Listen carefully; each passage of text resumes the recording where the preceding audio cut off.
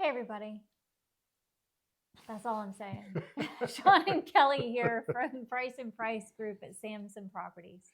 All right. So what are we talking about today? Today, we're going to talk about the varying degrees of home valuation sites and who to trust.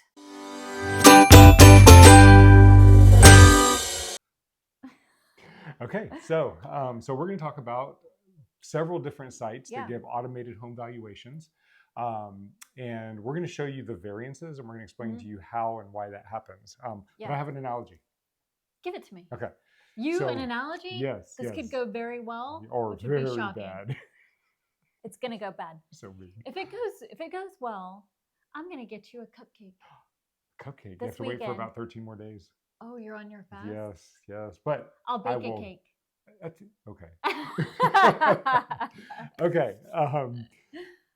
A lot of realtors will say that these automated home valuation websites, and examples are Redfin or Zestimate, that they're useless. And they are to an extent, but I kind of liken it to this. Let's say that you are on vacation and you're at a VRBO.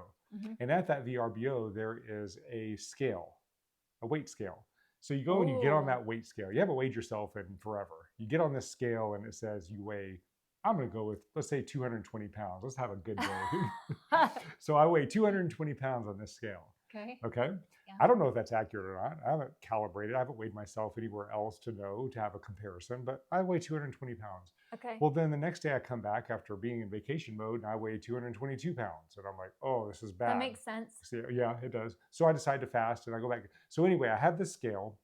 And whatever the actual reality of my weight is, the scale at least gives me a starting point, and I can see if I'm going up or down from that starting point. Then at the end of vacation, let's say I weigh 227, because I can do that on vacation. The vacation scale. So let's say I go home and I weigh 227. Well, when I get home and I get to a medical scale or a scale that I know, I may weigh 224 pounds or something like that. But the actual weight may be that 224, but at least I knew if I was going up or down. That's what these are really good for. You can watch them. They're quick. They're easy. You can click on it every day and see if your property valuation seems to be going up or down. Wow, you did a good job. High five. Oh my gosh, you get me to bake a cake for you this weekend. Yes, I'm so excited. Yeah, because that's exactly right. So I'm not going to go to the doctor's office and argue with them that, no, my home scale says I weigh this. I'm not going to argue that's their scale, and it's a matter of the fluctuation, right? Yeah, if they look at what I was last year and they're like, oh, okay, you're about holding steady or you've gone up or down, I'm going to know, yeah, that's right. Yeah. Even if the number isn't exactly right. That's exactly it. Yep.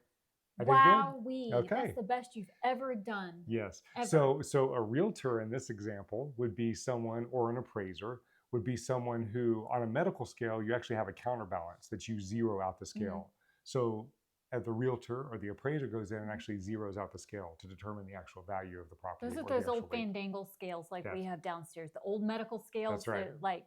Those are legit. The ones that are legit. I like That's those. Right. That's right. Unless you're on Karate Kid and they break it, which I still don't get how that works. But I don't know. Okay, so with that in mind, we are picking a particular property and we're going to run through 4 or 5 different websites and what their valuations are and see if there's any variance, okay? Yep. All right. Okay, so we're going to take a look at some of these automated valuations, see where the variances are, and dive into it. Okay. All right, so the property that we're looking at is a specific property. And I know this property, we've been inside of it, so we know the differences of the condition of the home, so we can actually give a good. Well, and that's one key point right there. Yes. Redfin, Zillow, all the other ones we're going to go through, they haven't been in the homes. That's right. That's right. Okay. All right. So this first one is from Redfin, and this home is valued at $797,000, $561. We know how to say numbers. That's right. It's valued. This is the valuation. So we don't know anything about this. We have no comparison. Is this good? We just know the location and 4 bedroom, 4 bath. Yep. For not even 4 baths, but 2.5 baths. Trust us, we know lots of stuff. We're smart. All right. So this is Redfin. We do know that because it's right there, and it's $797. Okay. Nope.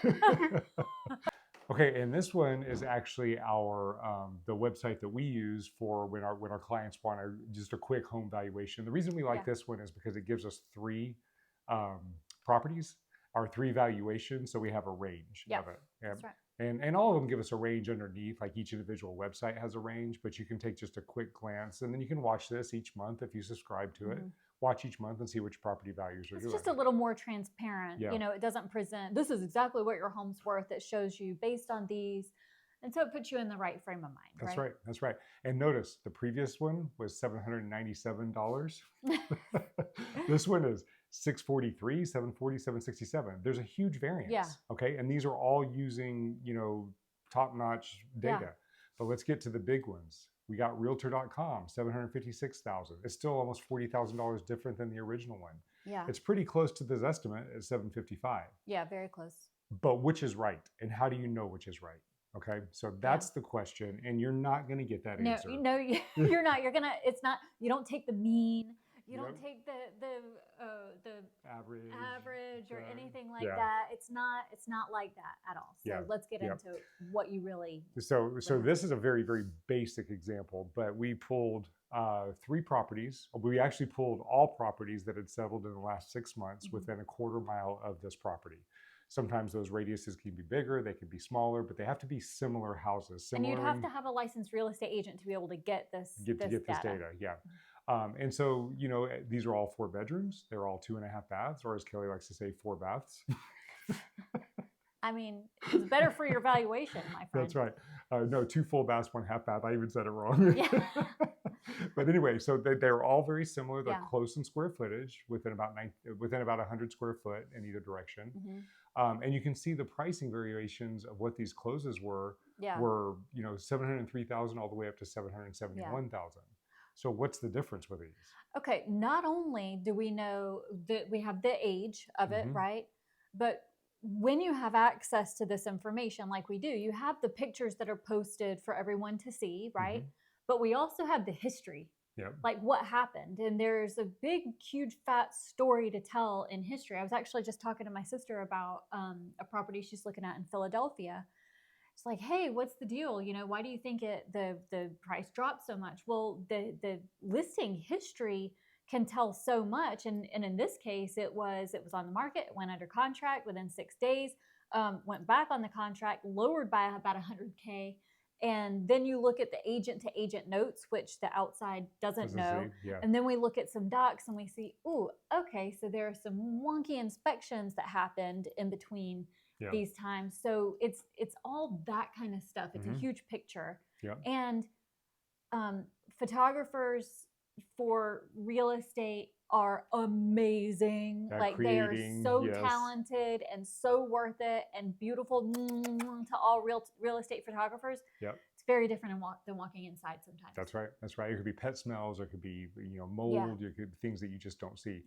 And just the overall condition of the house. So for example, in researching of these properties, the 771, when you dive in and look at the information that Kelly's talking about, you look at the old pictures of the property before it settled, you'll see that this house was completely remodeled. The inside was torn out. It's an open floor plan. They've done all new flooring. The kitchen is completely new.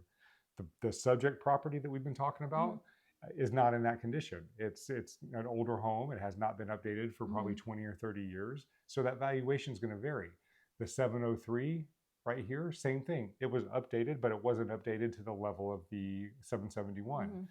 The automatic generating estimates, the Zestimates, the Redfins, and so on, they don't have the ability yet. AI will come in, but they don't have the ability to walk the property to know what's going on, to see. If a property's been on the market, they'll be able to pull pictures probably eventually and see what the updates were. But if a property has not been on the market, they don't know the condition of that property. Right. And a seller in this neighborhood would typically say, hey, my neighbor's house sold for 771. That's what my house is worth. And it's like, no, you have to look at condition. And they'll say it's the same age and it's the same floor plan. Same and we have square the same footage. Acreage. Yeah. But it's not true. And also you have some that are so pretty. It's like it was completely renovated and the pictures are like spectacular and leather granite and blah, blah, blah, blah, blah. Well, okay, great. The property next door that is the same square footage, that is the same everything else, but it's not fancy. The pictures don't look great, but what did they do? They fixed the foundation because the neighborhood has foundation issues. The pretty one didn't. They replaced their roof. The pretty one didn't. They replaced all the wiring. It was built in the 60s, so all the wiring is redone.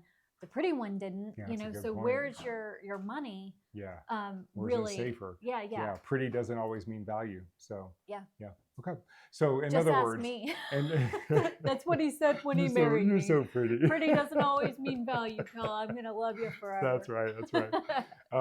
So there's always the human factor that needs to be involved. We did have one of our watchers that asked me, "Hey, why are you sending out these automated valuations? Doesn't that reduce the value of the realtor?" And the fact of the matter is, no, because it's like the scale that you got at the VRBO. You can use it for just general information, but if you want to know the actual value, you've got to get with your agent. You've got to have them come walk the property. It's got to be an agent that knows the market. Yeah. You can walk into a house and not know the market or not know homes and make a lot of mistakes just because it's pretty. They might think it's fantastic. That's true. Yeah. That's true. And ask any FSBO, any for sale by owner person who said, "I'm just going to list mine with the number on the Zillow's estimate and see how quickly it sold." That's right. Although a couple of years ago, it probably sold. Yeah, probably for more.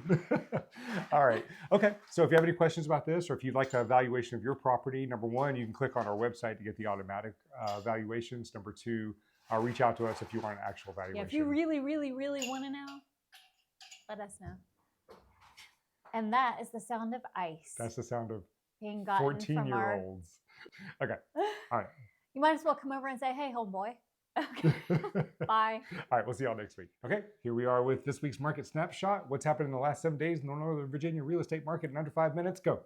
Okay, here we go. We have, as usual, the buyer activity is represented by the orange line. It's all jiggly-jaggly. It looks like it's gone down a little bit. And the seller inventory is represented by the blue line, jiggly-jaggly. It looks like it's gone up. That means we are equalizing that seller's market just a little bit. But don't worry, everybody. It's still a seller's market because the solid orange line represents a neutral market. That's right, everybody. That's not buyer's or seller's market. That is a neutral market represented by that straight orange line. So we are in a seller's market still, but not as bad.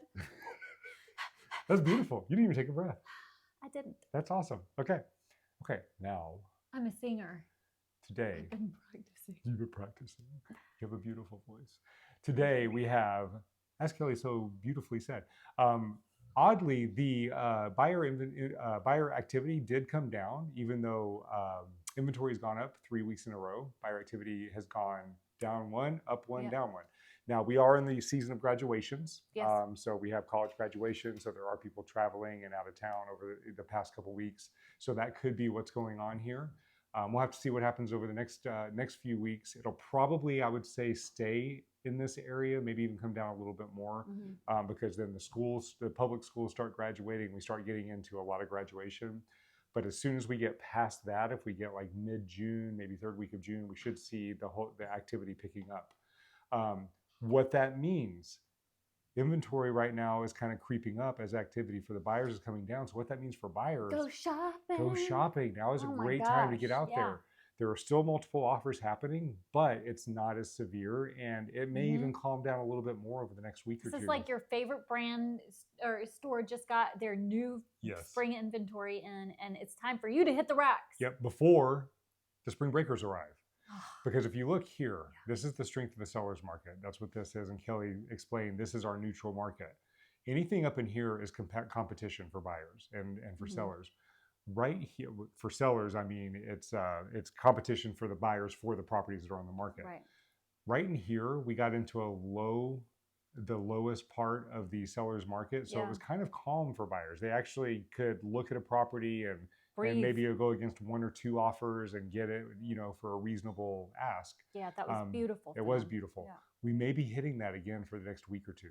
So don't wait, get out there, ignore the interest rates, go ahead and get the property. And it'll then be so much less stressful doing it at this time rather than in a couple of weeks. Yeah, you wait a few more weeks, you're going to be in the chaos of summer. So that's our advice. Sellers, still a good time. I know. Thank you, those of you who have done this. Yes, don't worry. I mean, you guys have nothing to worry about. There are plenty of buyers out there still, just because this is dipping a little bit and there's inventory.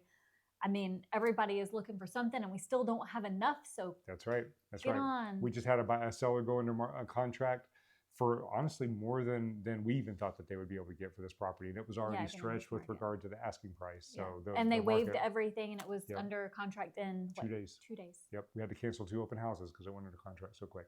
That's what marketing will do for you. All right. If you're a seller, get in touch with us. We'll show you how to do that. If you're a buyer, get in touch with us. We'll show you how to take advantage of the little bit of a lull in the market. Yes. All right. See y'all next week.